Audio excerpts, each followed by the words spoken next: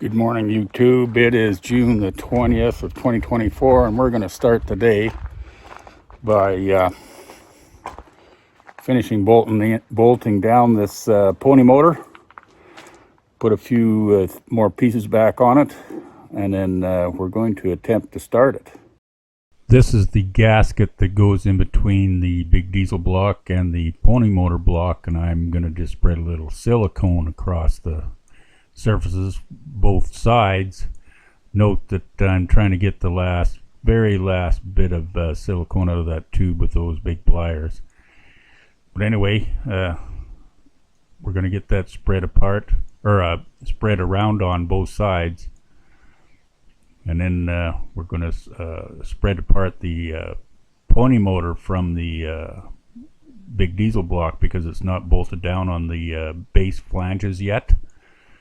So we just push it ahead and insert that gasket, and it sandwiches in between, and then we will just put all our base bolts in and go from there.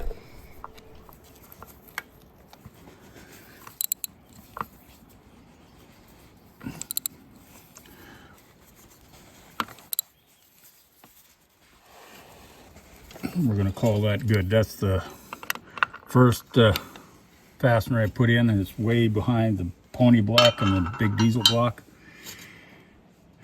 Way hidden in there. That's the hardest, well, almost the hardest one to get in, but it's in there. So now we'll just move ahead and get this one and work our way around to the other side, and hopefully we won't lose anything down in open holes. Okay, another little bit of a wrestling match. Pretty close quarters trying to get these bolts in. They're not so bad, except we got some studs down here on either side. Just barely see them in there. Get nuts on there. Craziness, but we got all the base of this pony motor bolted down. Okay, continuing on, we managed to get the pinion drive here filled with oil, just regular 1040, and the crankcase is filled with oil on the engine. So let's get a garden hose out and start filling her with water, see how many leaks we got.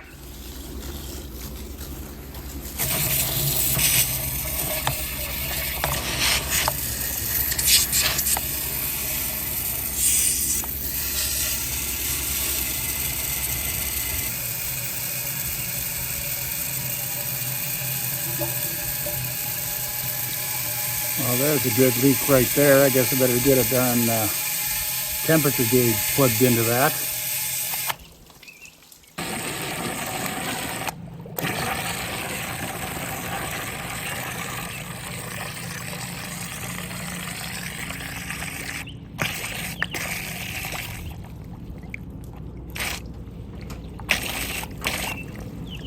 A little floater's coming up.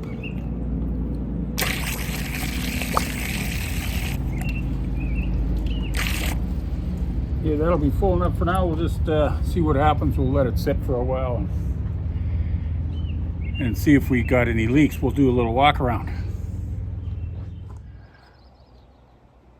I'm ready to start the process of putting this flywheel back on. And we'll note that I've got the keyway facing this way, which is top dead center. This is number one cylinder, being closer to the radiator. The keyway, this is just a extra crank I got laying around, but just to show that the keyway is facing this way, coinciding with the top dead center of number one throat. So that's what we're going to start with. And moving back here on my other engine there was a dot available on that mag gear, but not on this one. So I'm just going to go ahead and put a white dot on the inside of this gear, and then we'll put our flywheel on. I'm going to use this other motor I just did a few days ago there just to rebuild. I just put it all together just to store the parts basically, but it is a runner. If I need it, I can plop it on and it'll run. But to walk ourselves through a couple of interesting things that I've discovered on the assembly of this pony is that there is actually timing marks on this particular flywheel. The first one I can see right here, I don't know if the camera can pick it up, there's a line across the flywheel that says mag, and when you go around here, there's a line that says TC or top center, and then a little further it says exhaust closed on that line. So I'm not really too sure where they're supposed to line up. The only thing that I could identify is this spot on this flange. I polished it off and put a little paint marker on it. There is a line embossed or punched into this here embossed area. So, but the way I've been timing or confirming the timing, the way I go with it is this here particular flat spot should be true up and down. And when that happens, and another thing I've noticed on this engine, on the inside of this gear, there's a divot on that tooth of the magneto drive gear. I've never noticed it there before on any other motors, but it's clearly there. So I put a paint mark on it to make it prominent, so when you slide the mag in, you can look from this far side, and lo and behold, in the if we can find it, in the hole there, you can just barely make out the cog of the gear, and I got that cog painted white. So that's supposed to go into the mesh into the gear of the mag.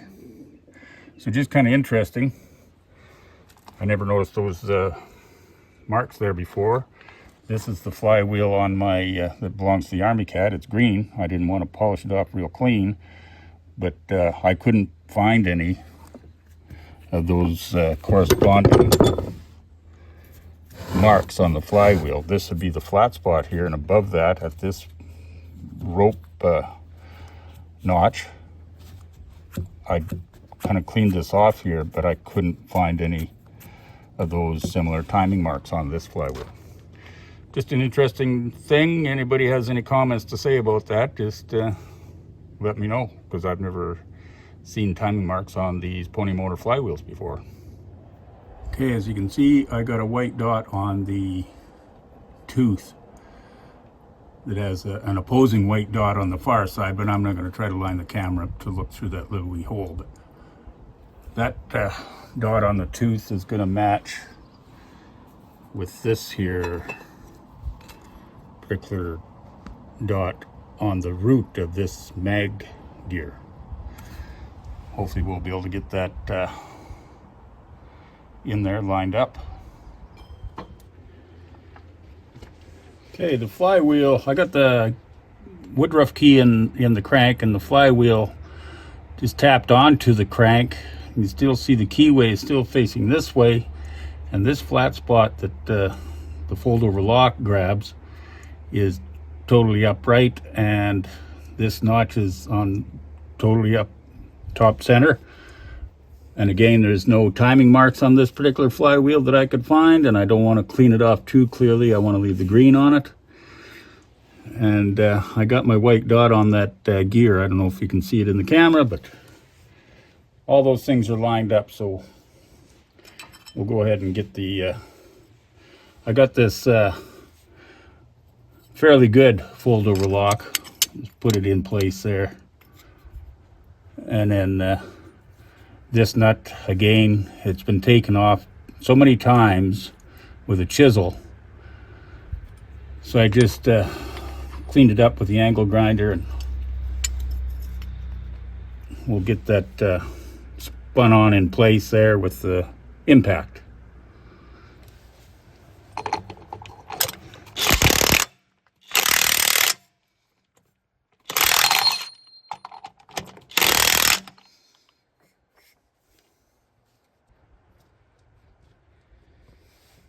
I'm not going to fold this over right at this time because I'm going to have to take this flywheel off again just to put the cover back on in place.